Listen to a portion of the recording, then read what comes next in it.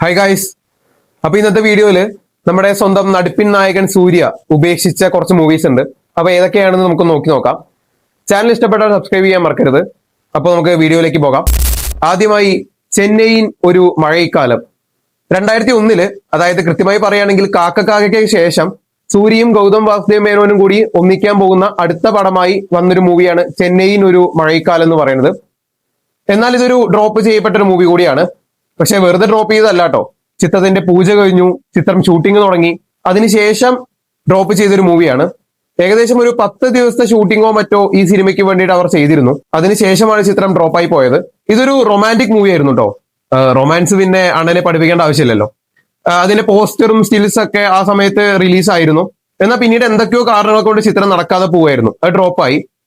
എനിക്ക് തോന്നുന്നു ആ സമയത്ത് പറഞ്ഞു കേട്ടിരുന്നത് കാക്കയ്ക്ക് ഒരു തെലുങ്ക് വെർഷൻ, അതായത് തെലുങ്ക് റീമേക്കിന് വേണ്ടിയിട്ട് അദ്ദേഹത്തിന് വെങ്കിടേഷിന്റെ ഒരു ഡേറ്റ് കിട്ടിയിരുന്നു. അപ്പൊ അതിന്റെ ഭാഗമായിട്ട് അങ്ങോട്ട് പോയി കാക്ക ഷൂട്ടിംഗ് കഴിഞ്ഞ് തിരിച്ചു വന്നപ്പോ സൂര്യയുടെ ഡേറ്റും ഒക്കെ ആയിട്ട് ക്ലാഷ് ആയി. അങ്ങനെ പിന്നെ നടക്കാതെ പോയി എന്നാണ് കേട്ടിട്ടുള്ളത്.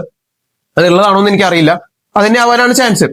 അത് കഴിഞ്ഞിട്ട് ഇവര് സൂര്യയും ഈ കാസ്റ്റും ക്രൂ ഒക്കെ മാറിയതിനു ശേഷം പിന്നീട് തൃശയെയും അതുപോലെ കുറച്ച് പുതുമുഖങ്ങളെയും വെച്ചിട്ട് ഇതേ പേരില് ചെന്നൈയിൻ ഒരു മഴക്കാലം എന്ന് പറഞ്ഞിട്ട് സിനിമ പ്ലാൻ ചെയ്തു. അതിന്റെ ഈ പറഞ്ഞ പോലെ പോസ്റ്ററും കാര്യങ്ങളൊക്കെ ഇറങ്ങി കുറച്ചു ദിവസം ഷൂട്ടും കഴിഞ്ഞു. അതിനുശേഷം അതും ഡ്രോപ്പ് ചെയ്യുകയായിരുന്നു. അതിന് ഗൗതം വാസുദേവ് മേനോൻ തന്നെ പറഞ്ഞിട്ടുള്ളത് പുതുമുഖങ്ങളായതുകൊണ്ട് അവരുടെ അഭിനയമൊന്നും എനിക്ക് ഇഷ്ടപ്പെട്ടില്ല, അതുകൊണ്ട് ഞാൻ ഡ്രോപ്പ് ചെയ്തു പോയി, പെട്ടെന്ന് ഒരു ദിവസം ഡ്രോപ്പ് ചെയ്തു എന്നുള്ള കാര്യം തന്നെയാണ് അദ്ദേഹവും പിന്നീട് ഏതൊരു ഇന്റർവ്യൂവിൽ പറഞ്ഞിട്ടുള്ളത്. അങ്ങനെ അതൊരു നടക്കാതെ പോയൊരു മൂവിയാണ്. പിന്നെ ഇതിനൊക്കെ ശേഷം, അതായത് സൂര്യയുമായിട്ട് അനൗൺസ് ചെയ്തതിന് ശേഷമാണ് പിന്നീട് വാരണമായിരം എന്ന് പറഞ്ഞ വലിയൊരു ഹിറ്റുമായിട്ട് ഇവർ രണ്ടുപേരും കൂടെ ഒന്നിക്കണത് കേട്ടോ. പിന്നെ വാരണമായിരം ഉണ്ടാക്കിയ ഇമ്പാക്ട് അറിയാലോ, അത് വേറൊരു ലെവലിലേക്ക് അത് പോവുകയായിരുന്നു. അടുത്ത മൂവി തുപ്പറിയും ആനന്ദൻ. ഇതും ഗൗതം വാസുദേവ് മേനോൻ സൂര്യ കൂട്ടുകെട്ടിൽ വന്ന മറ്റൊരു മൂവി ആയിരുന്നു. തുപ്പറിയും സാംബു എന്ന് പറഞ്ഞിട്ട് ഒരു തമിഴ് പുസ്തകം ഉണ്ടായിരുന്നു, ഒരു ഡിറ്റക്റ്റീവ് നോവലൊക്കെ പോലത്തെ ഒരു പുസ്തകം. അതിനെ ആസ്പദമാക്കിയിട്ട് വന്ന മൂവിയാണെന്നാണ് കേട്ടിട്ടുള്ളത്. എന്നാൽ പിന്നീട് ഇത് ഉപേക്ഷിക്കുകയായിരുന്നു. ഇതിൽ കാണിച്ചിരുന്നത് ഒരു 1930, അതായത് ടർക്കീസ് കാലഘട്ടം, ആ സമയത്ത് കാണിച്ചിരുന്ന ഒരു സിനിമ കൂടിയായിരുന്നു. പിന്നെ കുറെ അധികം ബഡ്ജറ്റിന്റെ പ്രശ്നങ്ങൾ ഇതിൽ ധാരാളമായിട്ട് വന്നിരുന്നു.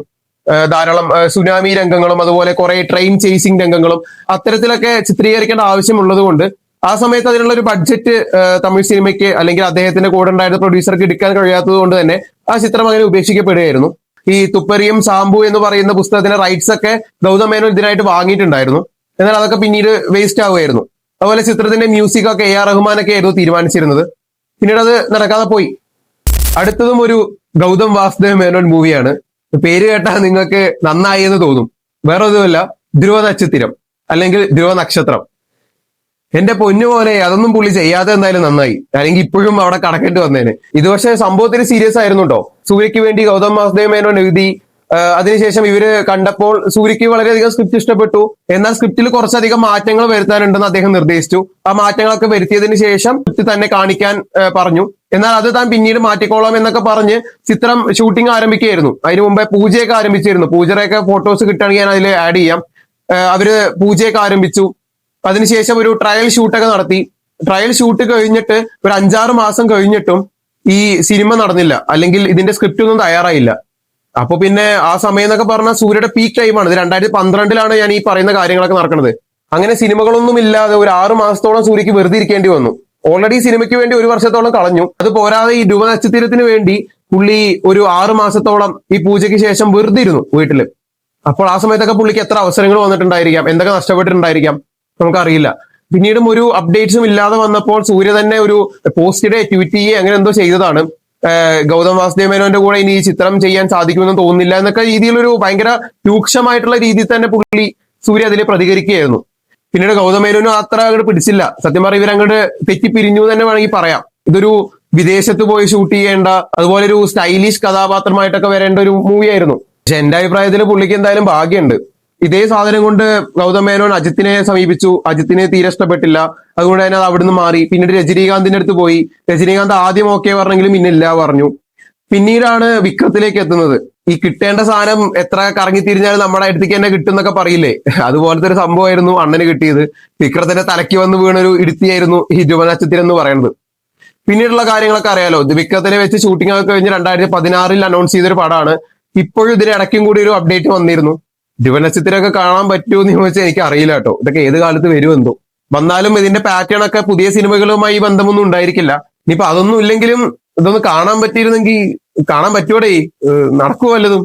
പിന്നീട് ഗൗതം മേനോനും സൂര്യയുമായിട്ടുള്ള പ്രശ്നങ്ങളൊക്കെ മാറിയിട്ടോ. അവര് മണിരത്നം സംവിധാനം ചെയ്ത നവരസയില് എന്താ ഗിറ്റാർ കമ്പി അങ്ങനെ സാധനം ഉണ്ടല്ലോ, ഗിറ്റാർ കമ്പി മേലെ നിன்று പറഞ്ഞൊരു ഇതൊക്കെ ഇവര് ഒരുമിച്ച് ചെയ്തതാണ്.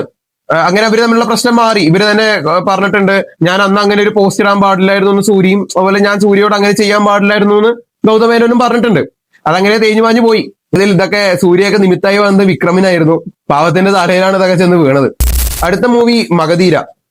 ഇത് എല്ലാവർക്കും അറിയാവുന്ന കാര്യം തന്നെയാണ്. രാജമൗലി തന്നെ പല ഇന്റർവ്യൂവിൽ പറഞ്ഞിട്ടുണ്ട്, സൂര്യയും പല ഇന്റർവ്യൂവിൽ പറഞ്ഞിട്ടുണ്ട്. പക്ഷെ അത് വന്നിരുന്നെങ്കിൽ എന്തായാലും അടിപൊളി ആവുമായിരുന്നു അല്ലെ. 2009 രാജമൗലി സംവിധാനം ചെയ്ത മൂവിയാണ് മഗധീര. അതിൽ ആദ്യം കാസ്റ്റ് ചെയ്തിരുന്നത് സൂര്യനെ ആയിരുന്നു. എന്നാൽ ആ സമയത്ത് തമിഴിൽ നിന്ന് വിട്ടുമാറാൻ പറ്റാത്തത്ര തിരക്കായിരുന്നു.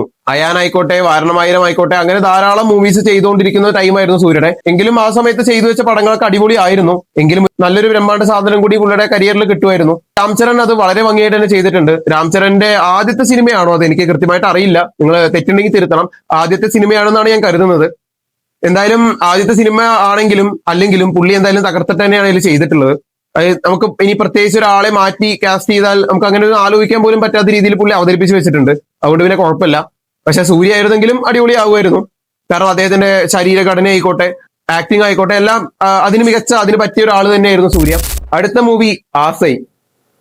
1995 അജിത്തിനെ നായകനാക്കി വസന്ത് സംവിധാനം ചെയ്ത മൂവിയാണ് ആസൈ എന്ന് പറയുന്നത്. നമുക്ക് എല്ലാവർക്കും അറിയാം, അജിത്തിനെ ഒരു വലിയ താരമാക്കി തമിഴ്നാട്ടിൽ മാറ്റിയതിൽ ഒരു മികച്ച പ്രാധാന്യം കൊടുത്ത വലിയൊരു പങ്ക് വഹിച്ചൊരു മൂവി തന്നെയാണ് ആസൈ എന്ന് പറയുന്നത്. അതിൽ പ്രകാശ് രാജാണ് വില്ലനായിട്ട് വന്നത്. പുള്ളിയൊക്കെ അതിൽ കൊടൂര വില്ലനാണ്. പുള്ളിയൊക്കെ ഒരു വില്ലനിസം, ഭയങ്കര പെർഫോമൻസ് ആണ് അതിലൊക്കെ. അപ്പോ അത്രയ്ക്ക് നല്ല പ്രശംസകൾ കേട്ടിട്ടുള്ള, എനിക്ക് തോന്നുന്നു തമിഴ്നാട് സംസ്ഥാന സർക്കാർ അവാർഡ് കിട്ടുകയൊക്കെ ചെയ്തിട്ടുണ്ട് ആ സിനിമയ്ക്ക്, തോന്നുന്നു, ഓർമ്മല്ല. അത്തരം അവാർഡുകളും അത്തരം പ്രശംസകളൊക്കെ നേടിയ ഈ സിനിമ ആദ്യം ചെയ്യേണ്ടിയിരുന്ന സൂര്യയായിരുന്നു. സൂര്യനെയായിരുന്നു ഇതിനു വേണ്ടി സമീപിച്ചിരുന്നത്. എന്നാൽ ആ സമയം എന്ന് പറഞ്ഞാൽ സൂര്യ സിനിമയിലേക്ക് എത്തിയിട്ടില്ല.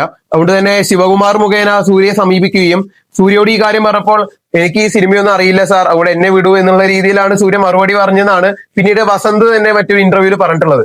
എന്താലേ, സിനിമ എന്താന്ന് പോലും അറിയാത്ത ആളാണ് ഇന്ന് നമ്മളെ വിസ്മയിപ്പിച്ചുകൊണ്ടിരിക്കുന്നത്.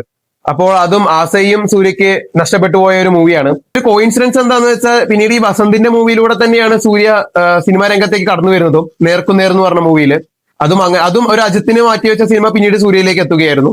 അത് അങ്ങനെ ഒരു കോയിൻസിഡൻസും കൂടി ഇതിന്റെ ഇടയിലുണ്ട്. അപ്പൊ ഇതൊക്കെയാണ് സൂര്യ പ്രധാനമായിട്ട് ഉപയോഗിച്ച ചിത്രങ്ങൾ എന്ന് പറയുന്നത്. വേറെ ഉണ്ടാവുമായിരിക്കും കേട്ടോ, ധാരാളം സിനിമകൾ ഉണ്ടാവുമായിരിക്കാം ഇനിയും. അപ്പൊ നിങ്ങൾക്ക് ഇത്തരം സിനിമകളെ കുറിച്ചിട്ട് അറിവുണ്ടെങ്കിൽ നിങ്ങൾ കമന്റ് ബോക്സിൽ രേഖപ്പെടുത്തുക.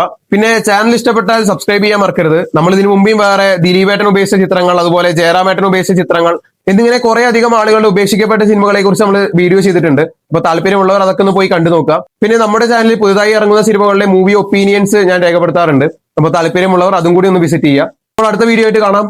Okay, by.